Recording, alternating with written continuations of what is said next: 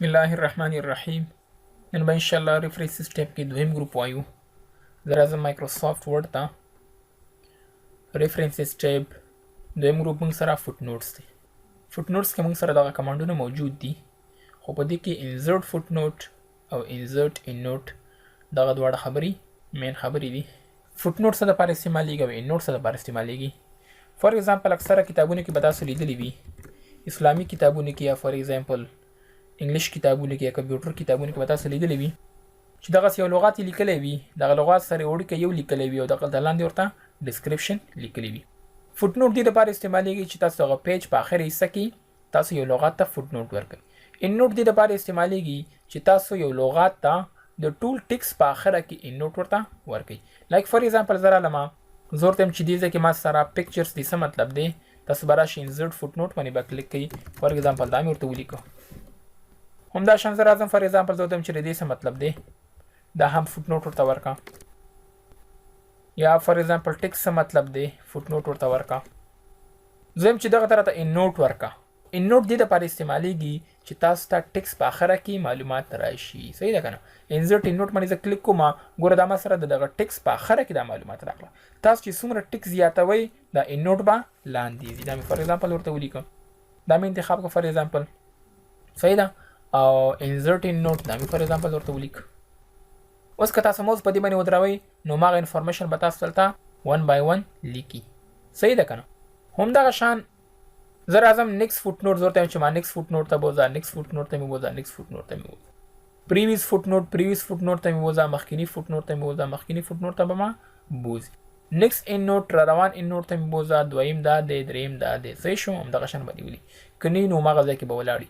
پریویس ان نوټ ته مې بوځه، پریویس ان نوټ ته به دې بوځي. شو نوټس په تور باندې ته کولی شي چې فوټ نوټ یا ان نوټ ایریا وګورئ. خو شو نوټس دوه کارونه کوي. یو دا چې فار ایگزامپل ته ټکس کې ولاړئ، لکه اوس چې زه په ټکس کې ولاړ یم، شو نوټس باندې زه کلیک کوم، ماته یو وینډو راکوي. دې کې زه کولی شم چې فوټ نوټ ایریا یا ان نوټ ایریا وګورم. زه ورته وایم چې ماته فوټ نوټ ایریا راوښایه، د همدغه پیج اوکې به کلیک کړي، تاسو ته به د همدغه پیج فوټ نوټ ایریا راوښایي.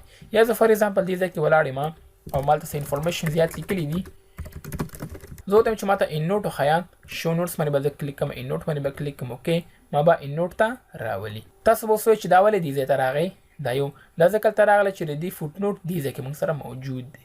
صحیح ده؟ بیا زه راځم شو نوټس ته.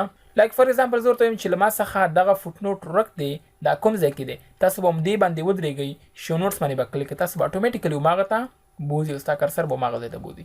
زه ورته وایم چې دغه ان نوټ کوم ځای کې دی، دلته به تاسو ورته ودرېږئ، شو نوټس باندې به کلیک کوئ، تاسو به هماغه ته بوځي. نو شو نوټس دوه کارونه، یو کار دا چې کله تاسو په ټکس کې ولاړاستئ وینډو به درته درکړي، بل کار دا چې کله تاسو فوټ نوټ باندې ودرېږئ یا ان نوټ باندې ودرېږئ، سمپل شو نوټس باندې کلیک کوئ، تاسو به هماغه ته راولي. بیا زه ډایلګ باکس باندې کلیک کوم، دې ځای کې ما سره فوټ نوټس دپاره باټم اف د پیج دی، ان نوټ دپاره اینډ اف ډاکومنټ دی. دا د دې بای ډیفالټ لوکیشنز دي، تاسو چینج کولی هم شي. زه ورته یم چې دا راته بیلو د ټکس راته راوله، یا فار ایگزامپل اینډ اف ډاکومنټ مه راوله، اینډ اف سیکشن یې راته راوله. بل ما سره څه شی دی؟ کنورټ all footnotes to endnotes. ټول footnotes endnote ته کنورټ کا، ضرورت یې نشته. کنورټ all endnotes to footnotes. ټول endnote footnote ته کنورټ کا، یعنی کوم چې endnote دي هغه به د خپلو پیجونو کې چې کوم endnote ما ورکړي دي د هغوی footnote ته به کنورټ شي. swap footnotes and endnotes.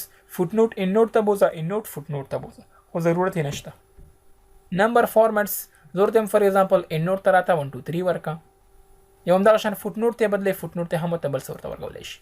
کسټم مارک یا زه ورته یم چې فار ایگزامپل یو خپل کسټم مارک ورته ورکوم، لایک فار ایگزامپل مینس ورسره لیکم.